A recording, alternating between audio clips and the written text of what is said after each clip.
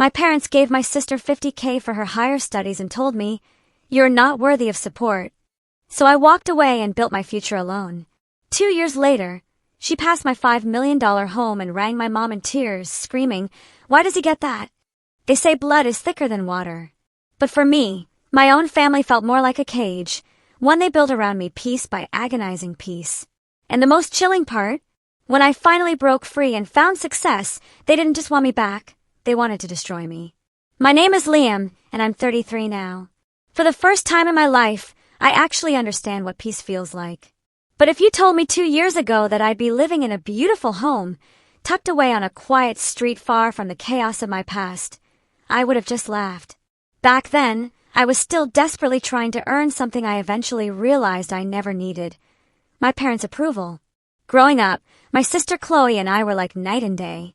She was loud, magnetic, always knew how to charm her way into anyone's good graces. Me, I was the quieter one, the kid who'd bury his face in a book at the dinner table, preferring to spend weekends tinkering with old computers rather than going out. My parents used to beam. Chloe's our sunshine. And I, being the ever-logical child, used to joke that made me the cloud. It stopped being funny the moment I realized they genuinely meant it. Chloe was the golden child. No question. When she wanted ballet lessons, they bought her custom shoes and paid for private instruction without a second thought. When I wanted to join a robotics club, they'd say, "Too expensive for a hobby that won't lead anywhere." She got a brand new car at 17. I got a bus pass. It wasn't jealousy at first, just confusion. I thought maybe if I just worked hard enough, if I achieved something truly impressive, they'd finally see me. So I did. I pulled straight A's, landed a full scholarship to a state university, and even graduated early. The first thing Mom said when I called to tell her? "Good. That means you can start paying your own bills sooner." I wish I could say I was exaggerating, but that dismissive tone became the soundtrack of my entire 20s. Every call home was a stark reminder. Chloe's milestones were grand celebrations. Mine were just obligations. When she landed a coveted spot in an exclusive postgraduate program at 26, my parents threw a massive celebration party. I'm talking catered food, lavish decorations, a professional photographer, the works. When I excitedly told them I'd just been promoted to senior developer at my company, Dad just grunted. "Well, don't get comfortable. Companies replace people all the time." The discussions about her advanced studies started to consume every family conversation. Chloe wanted to pursue this competitive program requiring significant investment in tuition, books, and living expenses in a new city. My parents couldn't stop bragging about how proud they were to make it all happen. I can still picture the afternoon Mom called me, her voice almost casual. "We're helping Chloe with some of the costs for her studies. You know, it's only fair. You know how expensive a good education is these days, especially with living expenses and materials." I didn't think much of it until I visited home a few weeks later. Dad was hunched over the kitchen table, calculator in hand, muttering numbers under his breath. Receipts were scattered everywhere. Tuition bills, rent agreements, fees for specialized equipment. When I peered over his shoulder, my blood ran cold. The total was $50,000. "You're giving her $50,000 for her studies?" I asked, the words catching in my throat. Mom looked up from her tea like it was nothing. "Of course. It's a huge step for her career. She deserves this investment." "And what about me?" I said, half joking, half pleading. Mom's smile vanished. "Liam, you don't need help. You're single. You don't even like parties. You've always been fine on your own." That sentence, "You've always been fine on your own," stuck in my head like a splinter, festering. I didn't argue. I didn't yell. I just sat there feeling like I'd been quietly written out of my own family story. Over the next few months, I tried to brush it off. I told myself it didn't matter, that money wasn't love, and that Chloe could have her brilliant academic career. But when I saw the photos from her program's commencement ceremony, or from her moving-in day at the exclusive campus, the resentment hit me like a freight train.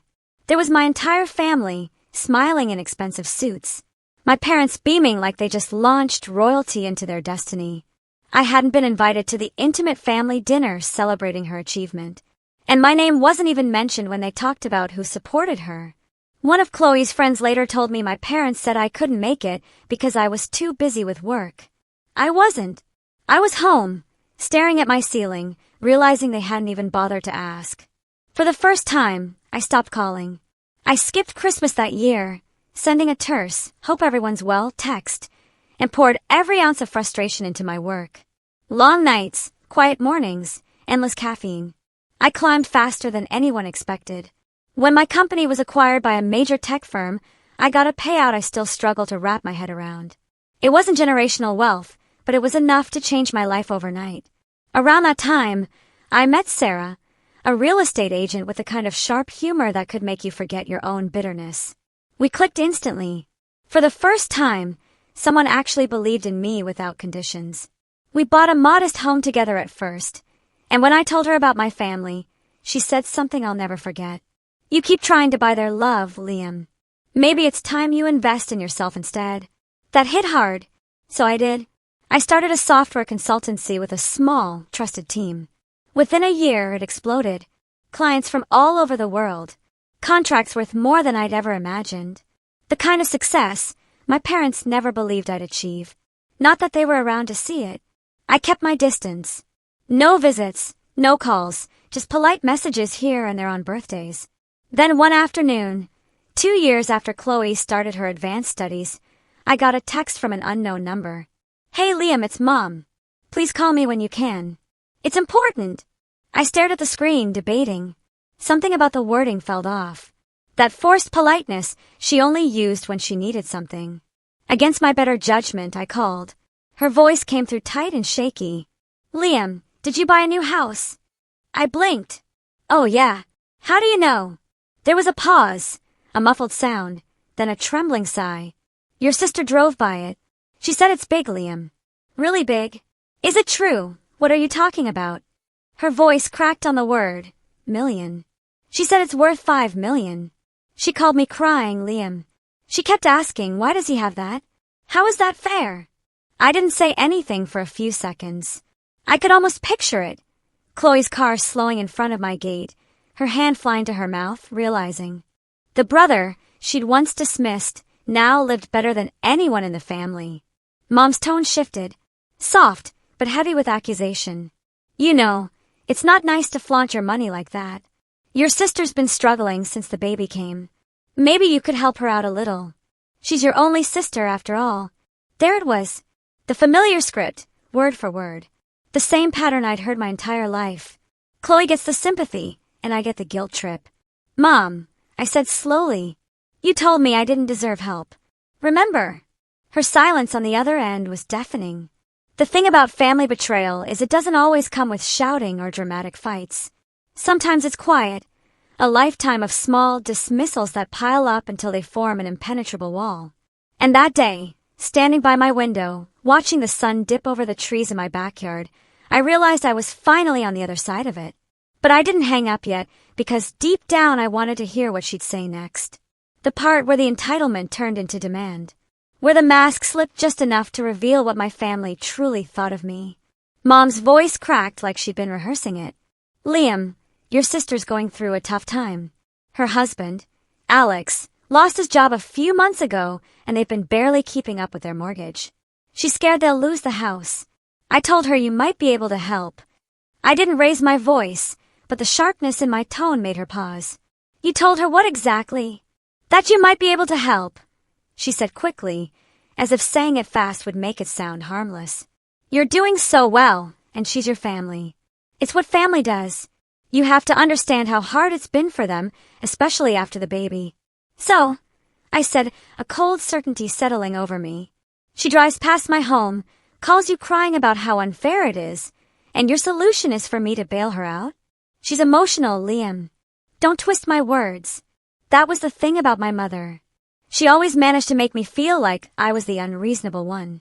Every time I tried to set a boundary, she found a way to turn it into guilt. Even through the phone, I could almost see her expression, that practice frown she used when she wanted to sound disappointed instead of manipulative. You've always been so distant, she continued. We barely hear from you anymore. You don't visit. You don't come home for holidays, and now you're living in that mansion all alone. What's the point of success if you can't share with your family? That line, what's the point of success? It hit me differently. She wasn't asking about my happiness. She was talking about access. I could hear Chloe in the background now, her voice muffled, but loud enough to make out bits and pieces. Tell him. Just tell him to stop acting like he's better than everyone. We're drowning. And he's sitting there in his fancy house doing nothing. I hung up before I said something I'd regret. For the next few weeks, I tried to brush it off, but that phone call dug under my skin like a splinter. Every few days, another message.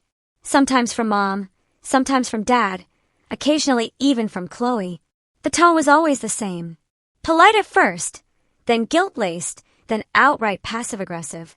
Dad's first message: "Your sister's under a lot of pressure, son. Be the bigger person." Mom's next: "You've changed, Liam.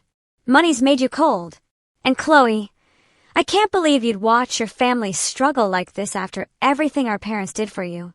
After everything they did for me." The irony nearly made me laugh. See, I never resented the money itself. Not really. I resented the message behind it. That my worth had always been conditional. That love came with a receipt and an asterisk. I'd built my life on proving I could stand on my own. But somehow that made me the villain. It didn't stop there. A month later, an invitation arrived in the mail. Thick ivory cardstock, gold embossed edges, fancy cursive script. Baby Liam's first birthday. Yes, she'd named her son after me. At first, I thought it was some kind of peace offering, maybe her way of extending an olive branch. I almost convinced myself to go, but when I called to ask about it, Mom answered instead of Chloe. "Oh, you got the invite," she chirped, too cheerfully. "Chloe's so excited. It's going to be a big day. The whole family will be there." "Yeah, I saw," I said cautiously. "I was just wondering, is there a gift registry or something?" There was a pause. "Oh, we don't want you to buy anything," she said, lowering her voice like she was sharing a secret. Chloe actually thought maybe instead of a gift, you could contribute to something more meaningful. She and Alex are still trying to catch up on bills. And you know, the baby needs a stable home. It would mean so much if you could help them out a little. You don't have to make a big show of it. Just quietly help. Quietly help. As if the secrecy made it noble instead of manipulative. I didn't even bother asking how much. I just told her I wouldn't be attending. That's when she snapped. "You're being cruel, Liam. Do you know how embarrassing this is for me? For your father? Everyone knows you're doing well, and now you can't even show your face because you're too proud to help your own sister." "I'm not proud," I said flatly. "I'm done." And I meant it. But the thing about boundaries is that people who've benefited from crossing them don't respect them easily. 2 days before the party, Dad called. The voice of reason, or at least he liked to think so. "Son, I'm not taking sides here," he began, which was his way of saying he absolutely was. "But your sister's going through a rough patch. She's made mistakes, sure, but who hasn't? We all have to look out for each other." "I did that for 30 years, I said. "All it got me was ignored. Besides, you know, when we helped Chloe initially for her studies, we didn't do it to hurt you. We did it because she needed it more. You were always the independent one. We figured you didn't want our help." "Yeah," I said quietly. And that assumption became pretty convenient for everyone, didn't it? He didn't have an answer for that. The day of the birthday party came and went. I spent it hiking with Sarah. No phone, no family, no guilt. But when I got home that evening, I had 17 missed calls. 5 from Mom, 6 from Dad, the rest from numbers I didn't recognize. There were texts too, pictures from the party. Comments like, "Wish you were here, Uncle Liam." And one from Chloe that said, "You made things awkward. Everyone asked why you didn't show up. Thanks for ruining my son's birthday." I didn't respond, but I could feel the anger simmering just below the surface. Not hot enough to explode, just enough to burn slow. Weeks passed. The messages stopped. Silence. Finally, I started to think maybe it was over. Then in early spring, my phone buzzed while I was in a meeting. It was a voicemail from Mom. I almost ignored it until curiosity got the better of me. The voice was formal, unfamiliar. "Liam, honey, I need you to call me back. Please, it's about Chloe. She's been so upset lately, and well, she might do something drastic if this keeps going. She feels like you hate her. Can't you just talk to her? Maybe invite her over. Let her see you're not angry. Please." For me. That last part, for me, was a knife disguised as kindness. Sarah saw my face after I listened to it. What happened? She asked softly. They're trying to use guilt as currency again, I said. And they think I'll fall for it. Will you? She asked. I shook my head. Not this time. But even as I said it, something in me felt uneasy because I knew my mother. If emotional manipulation didn't work, she'd escalate. And she did.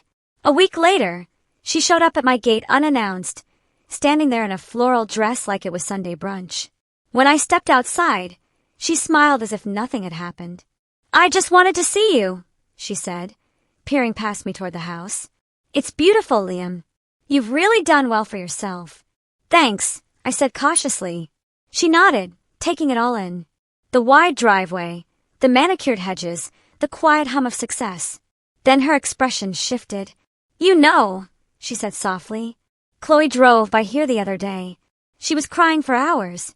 She kept saying she didn't understand how things ended up this way, how her brother got everything and she got left behind. I didn't say anything. Mom took a deep breath. You don't have to give her money. Just talk to her. Let her see inside. She feels like you're punishing her by shutting her out. I couldn't help it. I laughed. She's the one who called me arrogant, who told people I only made money because I got lucky in tech. She made her bed, Mom. That's not fair, she said, her voice rising. You think you're so above us now? We raised you. We made sacrifices for you. That last line, we raised you, was the final straw. No, I said, stepping closer. You raised Chloe. You tolerated me. She blinked, her face tightening with something between shock and offense. You don't mean that. I mean every word. She left soon after, but not before saying, You'll regret this one day, Liam. Family is all you have. I watched her car disappear down the street, and for the first time, I felt nothing. No guilt, no sadness, just quiet. But that quiet wouldn't last because a week later, I got an email. Not from Mom, not from Dad, but from Chloe's husband, Alex. Subject line, you owe us an explanation. And what was inside that email, the screenshots, the accusations, the sheer audacity, would set everything in motion. That's where the real war began. The email landed in my inbox on a Tuesday morning, 8:47 a.m. to be exact. I was halfway through my coffee when I saw the subject line. You owe us an explanation. At first, I thought it was spam. The phrasing was so blunt, so entitled, that it didn't even cross my mind it could be from Alex, my brother-in-law, the same guy who once asked me how to turn off the Wi-Fi because the internet's acting slow. But then I noticed the name, Alex P. His address, Chloe's husband. The message started off polite, almost formal. Liam, it began. I've been trying to reach you for weeks, but since you've been ignoring everyone, I thought an email might get your attention. I don't want to start a fight, but this situation has gone too far. Chloe has been crying every night. She feels betrayed and humiliated. Your parents are heartbroken. You act like we've done something unforgivable, but all we ever did was love you. Now you're out here buying mansions and living large while your family struggles. You could help us, but you choose not to. That's cruel, Liam. There was more. Paragraph after paragraph of guilt-laced nonsense, but one line near the bottom made my stomach twist. If you don't want to help willingly, then at least don't make things worse by lying to people about us.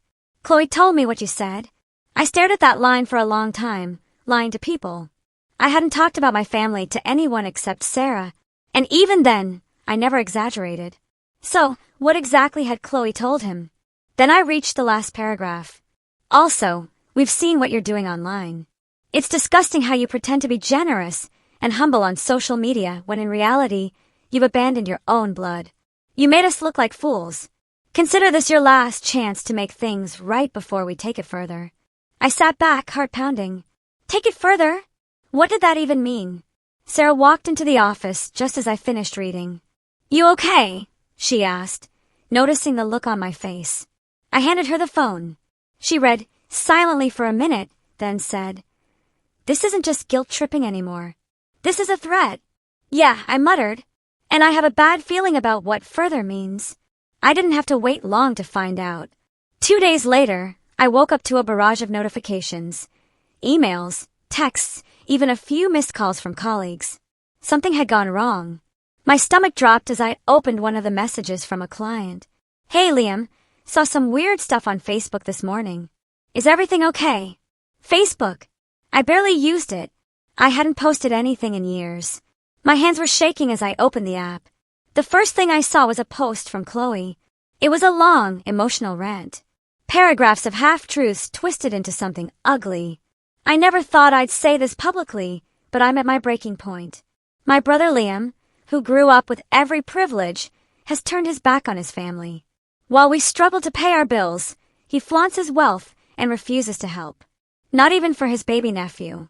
Money has changed him. He's forgotten who helped him get there. I'm not asking for pity. I just want people to know what kind of person he's become. Attached were 3 photos, one of my house from the outside, one of my car in the driveway. And this one made my blood run cold. A screenshot of an old text I'd sent her years ago when I was still working at my first job. It said, "Someday I'll make enough that I won't have to ask for anything from anyone ever again." Out of context, it looked arrogant. The post had over 100 likes and dozens of comments. Some sympathetic, some outright nasty. Wow, money really changes people. Can't believe family would do this. Hope karma gets him. I just sat there staring at the screen, my throat tight. Sarah placed a hand on my shoulder. "Liam, we can report it. You don't have to respond." But that wasn't the worst of it, because by that afternoon, I found out she hadn't stopped there. Chloe had sent an email to my company, to my partners, to clients. Using her personal account, she'd written that I was under investigation for financial misconduct and that people should be careful doing business with me. She even included fake screenshots of supposed transactions from my consulting firm's account. Numbers she'd clearly made up, but convincing enough at first glance to cause damage. One of my junior partners called me, panicked. "Liam, what is this? Did something happen? We're getting calls from clients asking if we're being sued." I spent the next 48 hours putting out fires, calling lawyers, drafting statements, explaining that none of it was true. Thankfully, I had records, clean audits, statements, proof of every transaction. But that didn't matter. The damage to my reputation had already begun. It felt personal in a way I'd never experienced before. This wasn't about money anymore. It was about humiliation. And when I thought it couldn't get worse, Mom called. She didn't even sound angry, just exhausted. "Liam, I told you this would happen if you kept ignoring your sister." "You told me." I snapped. "She publicly accused me of financial crimes, Mom. She's trying to destroy my business." "She's hurting," Mom said softly. "You pushed her too far." I laughed bitterly. "So this is my fault now?" Her silence said everything. Something in me cracked. All those years of being the quiet one, the peacemaker, the one who swallowed his pride just to keep the peace. It all boiled over. "You know what, Mom? I used to think you didn't understand what you were doing. But now I see it. You taught her this. You taught her that she can do anything, say anything, and you'll always defend her. Congratulations. You raised a manipulator." She gasped like I'd hit her. "Don't you dare talk about my daughter like that." "Your daughter," I said quietly. "I stopped being your son a long time ago." I hung up. That night I couldn't sleep. Every memory replayed in my mind. Every time I'd been dismissed, mocked, or made to feel small. And now, when I'd finally built something of my own, they were trying to tear it down. But it wasn't just emotional anymore. The next morning, I got an alert from my accountant. Someone had tried to access my company's financial accounts using a password reset request. Twice. The IP address traced back to a small town, the same one where my parents and Chloe lived. I sat there staring at the email for a long time, feeling something shift inside me. The kind of cold, deliberate anger that doesn't explode, it calculates. When Sarah came downstairs, I was already at my laptop typing. "I'm done playing nice," I said. She didn't stop me. She just nodded. "Then do it right. No shouting, no emotion, just facts." And that's exactly what I did. I started gathering evidence. Screenshots of every message, every fake claim, every financial attempt. I documented the company's statements, traced IP logs, contacted my lawyer, and even reached out to a cybersecurity investigator. The results? Let's just say Chloe and Alex had been very careless. They'd been using their home Wi-Fi for everything, including the fake emails. Every message they sent pretending to be anonymous led straight back to their address. Still, I didn't act immediately. I wanted to make sure that when I struck, it would be irreversible. And then the final straw came. I was on a video call with one of our international clients when he said almost hesitantly, "Liam, I hate to bring this up, but one of your relatives contacted our company directly, said, 'You've been lying about your credentials.'" My stomach dropped. "Who?" He hesitated. "She called herself Chloe, claimed to be your sister." That was it. She had crossed from petty family drama into full-blown sabotage. I ended the call, closed my laptop, and just sat there for a while, letting the silence settle around me. Outside, the afternoon sun was warm, the world peaceful, completely unaware of the storm building inside me. When I finally spoke, my voice was calm. "She wants to ruin my life," I said. "Fine, let's see how she likes it when the truth comes out." Sarah didn't even ask what I meant. She just said, "Then it's time." Because by then, I already knew how to end it. Not with anger, not with shouting, but with proof. Real, undeniable proof that would turn the entire family against her and expose exactly what kind of person she'd become. I just needed one last thing before I pulled the trigger. And that came a few days later in the form of an unexpected letter that landed in my mailbox. The return address, my parents' house. The sender, my father. Inside was something that made my hands go cold. Something I hadn't expected to see in 1,000 years. And that's when I realized this wasn't just about Chloe anymore. This was about all of them. The envelope was thick, heavier than normal mail. My father's handwriting was neat, deliberate, the kind he used when he wanted to appear calm, even when he wasn't. I sat at the kitchen island, the morning sun filtering through the blinds, just staring at it for a moment before opening it. Something about that letter felt final. Inside was a single sheet of paper folded twice, and a printed document underneath. The first page was written in my father's voice, measured, diplomatic, and dripping with the kind of false civility that always made me uneasy. "Liam, your mother and I have talked a lot about everything that's happened. We're worried about how things are spiraling. We can't keep pretending this is just a misunderstanding between siblings. You've cut off communication, isolated yourself, and now you've hired lawyers to threaten your own family. That's not how we raised you. We've decided it's best to formally separate ourselves from any of your business dealings or financial matters. Enclosed is a statement we'll be filing with the county clerk to legally remove our names from any shared property rights or trusts. We hope someday you'll come to your senses and realize family means more than money." Shared property rights? Trusts? For a moment, I didn't understand. I didn't share anything with them, not legally. Then I looked at the second document and felt my chest tighten. It was a formal statement of withdrawal from a family trust, one I didn't even know existed. I read it 3 times, trying to process what it meant. My father had listed my name alongside my sister's, theirs, and something called the Patterson Family Fund, apparently established 20 years ago. My name appeared as a beneficiary, but I had never seen or heard of it in my life. When Sarah came into the kitchen, I must have looked pale because she immediately said, "What happened?" I handed her the papers. She read them slowly, her brow furrowing. "Wait, you didn't know about this?" I shook my head. "Never even heard of it." We did some digging. Turns out when my grandparents passed, they left behind a small inheritance. Nothing massive, but enough to set up a family trust. My parents were the executors. Chloe and I were the named beneficiaries, but over the years they'd quietly restructured it, putting Chloe in control of the assets and redirecting funds toward her expenses, initially for her advanced studies and then for other support. Essentially, my parents had been dipping into what was partially mine to bankroll my sister's lifestyle. And the letter wasn't them separating from me. It was them covering their tracks. I sat there in silence for a long time, not even angry, just hollow, because it hit me. They'd been using my name all along, probably to make the trust look legitimate for tax reasons. They'd benefited from it. And now when things got messy, they were erasing me like I never existed. That was the moment everything broke. That night, I barely slept. I walked the house in silence, that letter replaying in my head like a bad song. Every word, every sentence felt like a confirmation of something I'd always suspected but never wanted to admit, that my family had never seen me as part of them, only as a tool.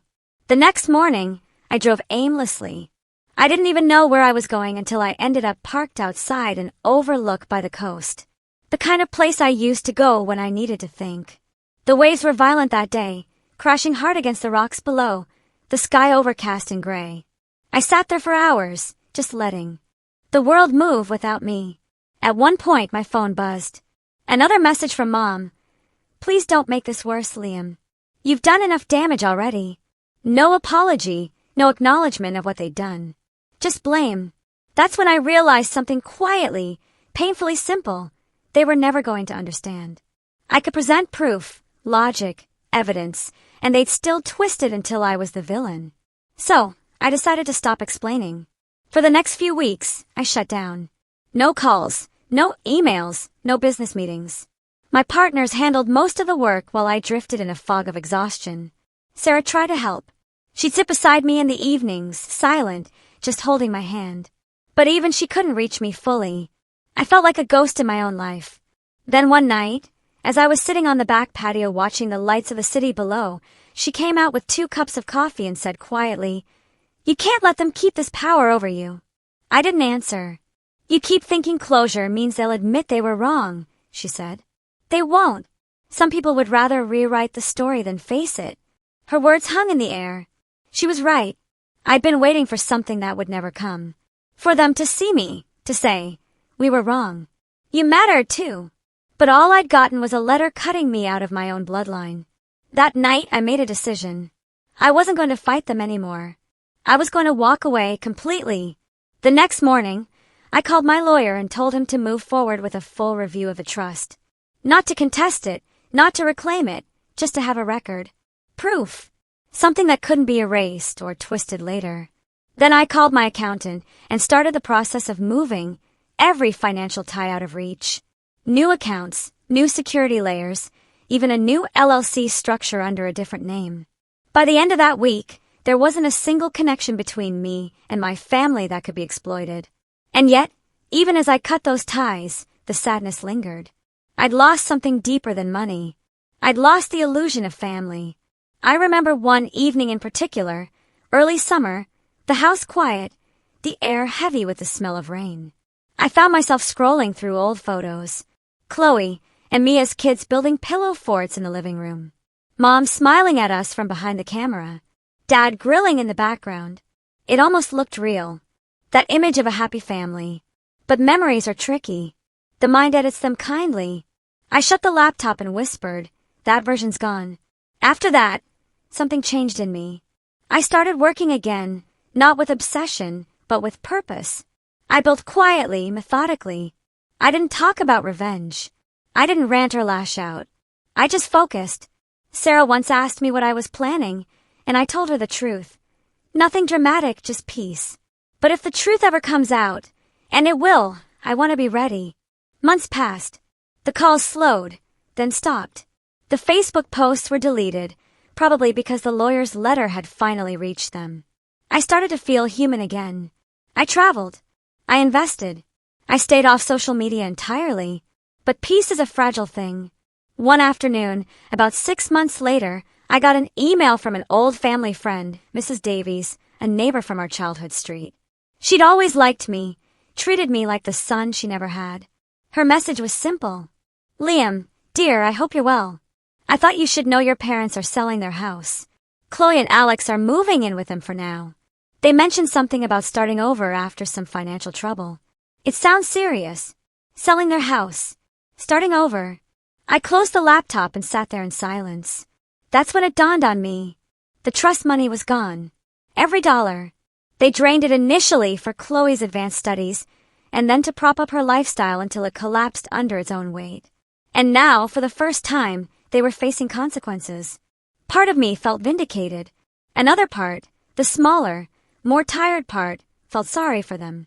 But pity has a short half-life because a week later, I found out something that changed everything again. I was out running errands when I stopped by the bank to handle some paperwork for my new company account.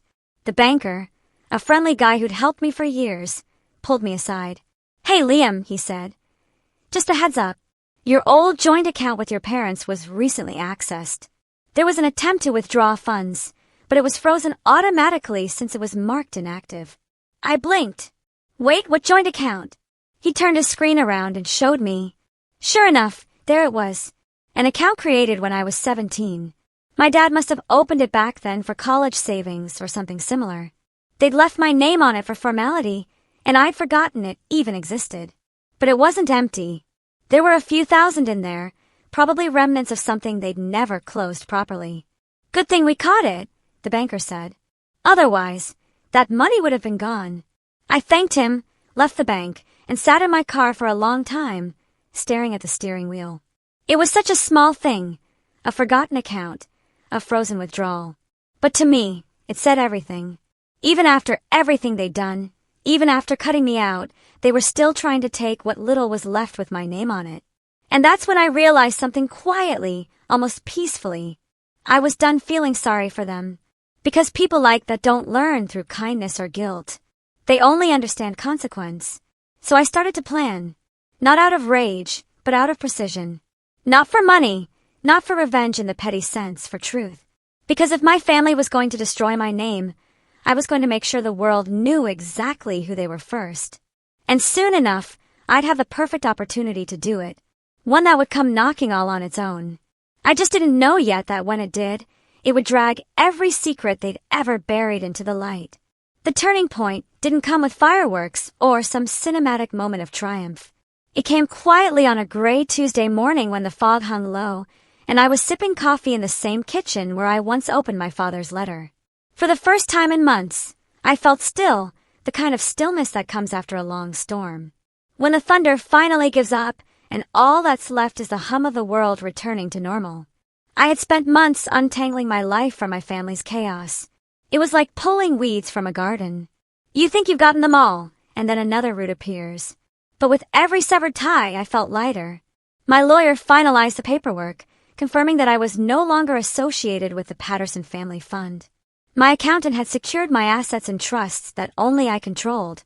Every legal and financial vulnerability was locked away tight. But that wasn't what made life start to bloom again. It was the sense of space, emotional space. The first few weeks after cutting ties felt strange, like stepping out of a noisy room and realizing how loud the silence is. I didn't know who I was without the background noise of guilt and obligation. For most of my life, I'd been reacting, trying to prove something to people who didn't care. Now, for the first time, I was building for myself. Sarah noticed the shift before I did. One morning, she looked up from her laptop and said, "You're different lately." Different how? You're not checking your phone every 5 minutes, waiting for another message from them. I smiled faintly. Guess I ran out of reasons to. She closed her laptop and leaned back in her chair. So what now? The truth was, I didn't know, but I had ideas. Ambitions I'd buried under years of trying to stay small. 4 months, I'd been approached by investors who wanted to expand my consultancy into something bigger, a global platform for independent developers. I'd always said no, mostly because the thought of managing that scale terrified me, but now fear felt smaller than regret. So I said yes. The next year became a blur of motion. I flew from city to city, built partnerships, hired new teams, and learned how to lead in ways I'd never been taught. I was careful with everything. No shortcuts, no inflated promises, no fake it till you make it. I had seen what deceit looked like up close. I wanted no part of it. There were setbacks, of course. Bad hires, long nights, burnout. But the difference was that this time I wasn't doing it to prove something to anyone. I was doing it because I believed in it. And that belief, it turned out, was contagious. Within 18 months, our company had grown from a small consultancy into a full-fledged software firm with global contracts. Tech magazines started calling and interviews followed. I avoided talking about my past, kept my answers focused on perseverance, discipline, teamwork. But the people who'd known me for years could sense it. This wasn't just business growth. It was personal evolution. The first time I saw my name in a Forbes article, Sarah printed it out and taped it to the fridge like a proud parent. "For the archives," she said with a grin. I laughed. "You act like I won a Nobel Prize." "You kind of did," she teased. "Just the tech version." Life began to feel full again. Trips abroad, new friends, long dinners that didn't end in arguments. For the first time, I didn't feel like I was carrying a version of myself that needed defending. And yet, in the quiet moments when I'd come home late and see the city lights shimmering outside the window, there was still that faint ache. The ache of knowing my family had no idea who I'd become, or worse, that they did know and couldn't stand it. I try not to dwell on it, but the universe has a way of testing how well you've really moved on. It started with a voicemail, another unknown number. I almost ignored it until curiosity got the better of me. The voice was formal, unfamiliar. "Hello, Mr. Patterson. This is Richard Caldwell, estate attorney representing the late Mr. and Mrs. Henderson. I believe you were listed as a contact for their community outreach fund. Please return my call when you can." The Hendersons were a retired couple who had lived 2 streets over from my childhood home. They were kind people, always inviting neighborhood kids to their porch for lemonade, always treating me kindly, even when my parents didn't. I hadn't spoken to them in years. When I called the attorney back, he explained that the Hendersons had passed away a few months prior and had left behind an endowment, a scholarship fund for underprivileged students interested in computer science. "Your name came up," he said, "because they mentioned how you used to fix their computer for free when you were a teenager. They were very fond of you." I was quiet for a moment. "What do you need from me?" "They'd like you to oversee the fund. It's not large, but they trusted you to manage it honestly." I said, "Yes." Something about that request, simple, generous, human, reminded me of who I used to be before all the noise. So, I took the project seriously. I built an online platform for the scholarship, automated the application system, and personally reviewed the first batch of applicants. Within months, the program had funded its first 5 students. One of them wrote me a letter that said, "Thank you for believing in people you don't even know." That one sentence hit harder than any award ever could. From there, things accelerated. The scholarship gained traction. Local media picked it up, and soon we were collaborating with universities.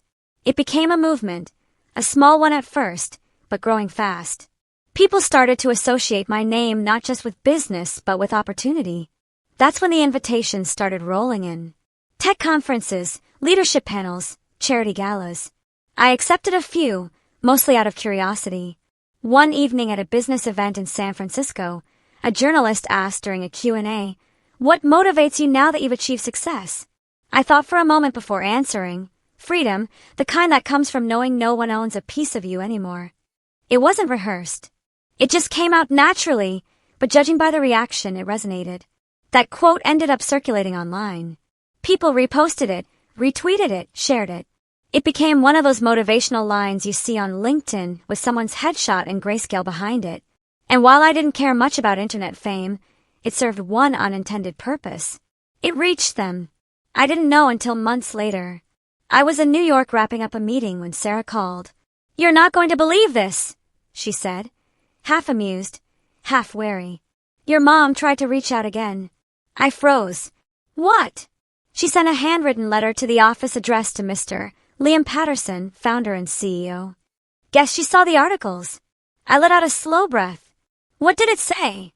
Sarah hesitated. "I haven't opened it. It's on your desk." When I got back, the envelope was sitting neatly beside my computer. Cream paper, elegant cursive, my mother's handwriting. I didn't open it right away. I just stared at it, remembering the last time she'd written me. The last time her words had cut me open. Eventually, I unfolded it. "Liam, we saw you on the news. Your father and I are proud of what you've accomplished. Even if we don't always understand your choices. I know we've had our differences, but maybe it's time to put the past behind us. We're not getting any younger, and Chloe could really use her brother right now. Things haven't been easy for her. Maybe we could have dinner sometime and talk things through. Family should stick together." There it was again. The same pattern, wrapped in politeness, baited with guilt. I folded the letter back up and placed it in a drawer. Not out of anger. Out of clarity. They hadn't changed. They didn't want reconciliation. They wanted proximity to success. That realization didn't hurt this time. It just confirmed what I already knew. A week later, the company hosted a conference in Los Angeles. Over 200 people attended. Developers, investors, students, journalists. I gave a keynote speech about resilience and reinvention.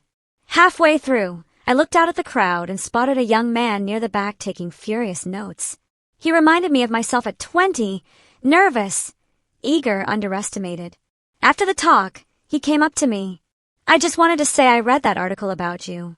My family doesn't really support what I'm doing either. Hearing your story, it helped." That was the moment I realized something important. I didn't need my old family anymore. I built a new one.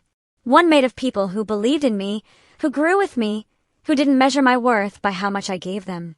Life wasn't perfect, but it was mine. Still, the story wasn't over because not long after that conference, just as everything was falling into place, I got another call. This time from an unknown number with a familiar area code. I answered, expecting maybe a journalist or a client. Instead, a quiet voice said, "Liam, it's Alex." I froze. He sounded different, defeated. "I know you don't want to hear from me," he said, "but you need to know what's happening. It's about Chloe and your parents." His next words made my heart sink because as much as I had moved on, I wasn't ready for what he was about to tell me. And that single phone call would change everything all over again. Alex's voice wavered on the line. The sound of someone who hadn't slept properly in weeks. "They're in trouble, Liam. Real trouble." I leaned back in my chair, my tone calm but weary. "Define trouble." He hesitated. "The trust, it's gone. Completely gone. Your dad's been borrowing against it for years, and the last investment he made tanked. Some real estate scheme. They owe close to $500,000 now. The house sale barely covered the mortgage." I didn't respond right away. I suspected the trust was dry, but hearing it confirmed was different. There was a hollow satisfaction in it, like watching a fire finally burn itself out. Alex continued, his voice lower now. "They thought they could fix it by refinancing through a contact, someone they met through Chloe's old business friend, but apparently the deal was fraudulent. They lost everything. They might face charges if they can't repay." I closed my eyes.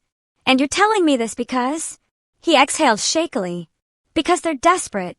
And your mom, she's saying things about you that you owe them. That you're the reason they're in this mess, because you turned your back on family. She's talking about going public again, Liam. But this time, not just online.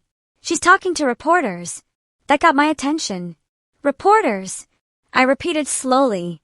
"Yeah, some local outlet that runs those human interest stories. She wants to set the record straight. Make it look like you built your fortune by exploiting your family's trust." I told her it was insane, but she won't listen. She keeps saying she has proof. Bank statements, emails, old documents. She's convinced she can make it look like you stole from them. For a few seconds, all I could hear was my own breathing. It wasn't anger that hit me. It was clarity. Cold, precise clarity. "Alex," I said quietly, "thank you for telling me." He sighed. "I'm not doing this for her. I'm doing it because Chloe is scared. I think she finally realizes how far it's gone. But your parents, especially your mom, she won't stop until she destroys you. Then maybe it's time I stopped letting her try." After we hung up, I sat there for a long time, my mind methodically piecing together everything I'd gathered over the past 2 years. Emails, screenshots, messages, financial records. I had enough evidence to prove my innocence 10 times over. But that wasn't enough anymore. This wasn't about defending myself. It was about ending the narrative permanently. Sarah came into my office a few minutes later, coffee in hand. She didn't have to ask. She could read everything in my expression. "What did they do now?"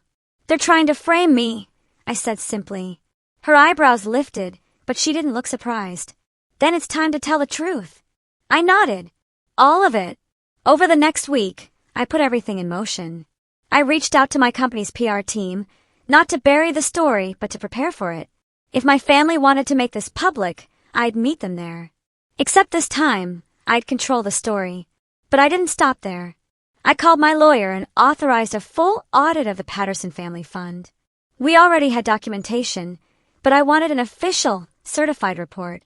I wanted every transaction traced, every cent that had been diverted, every loan taken, every expense labeled under Chloe's support. If they wanted to drag me into the spotlight, I was going to bring the receipts. 2 weeks later, the audit was complete. The findings were brutal. My name had been used dozens of times to authorize disbursements I never knew about. My parents had falsified digital consent forms using my outdated e-signature template from when I worked for them years ago. They'd effectively stolen from me under my own name. And now, facing financial ruin, they were about to publicly accuse me of doing it. So I waited.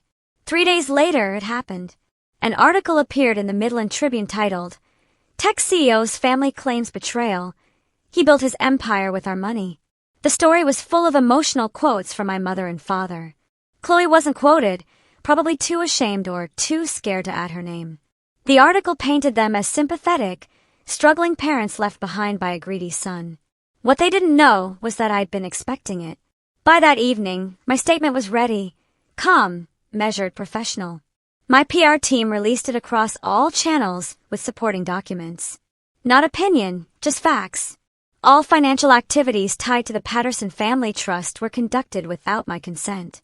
I have cooperated fully with authorities and have submitted verified audits proving misuse of my name and assets by other parties. I hope those involved get the help they need. I will not be commenting further. But there was one more thing. Alongside that statement, I uploaded a series of public documents to a shared legal repository open to journalists, investigators, and the public. Redacted for privacy, but comprehensive. The audit, the falsified e-signatures, the transaction logs, every piece of evidence showing exactly how the money had been drained. And within hours, the narrative flipped. The same outlet that published the smear story ran an update. New evidence contradicts Patterson family's claims. Audit suggests fraudulent use of CEO's identity. By the next morning, the news had spread beyond the local papers.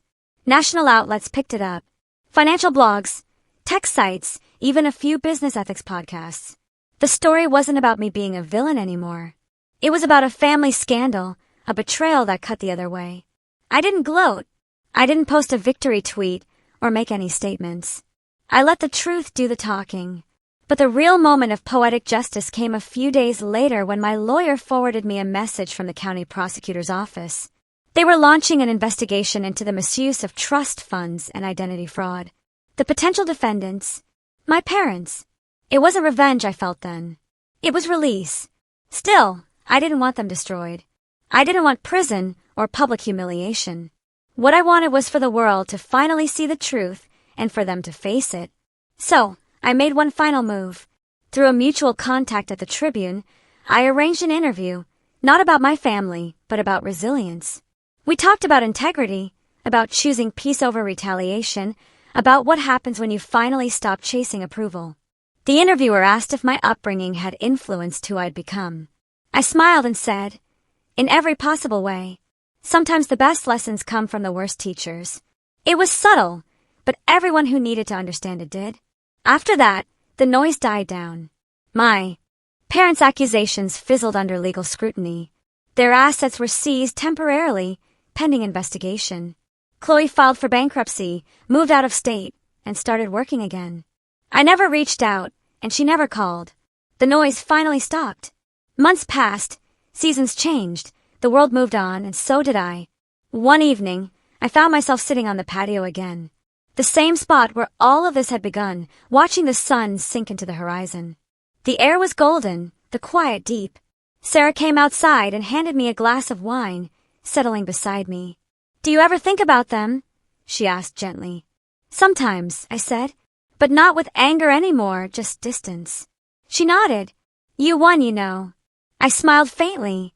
"No, I just stopped playing."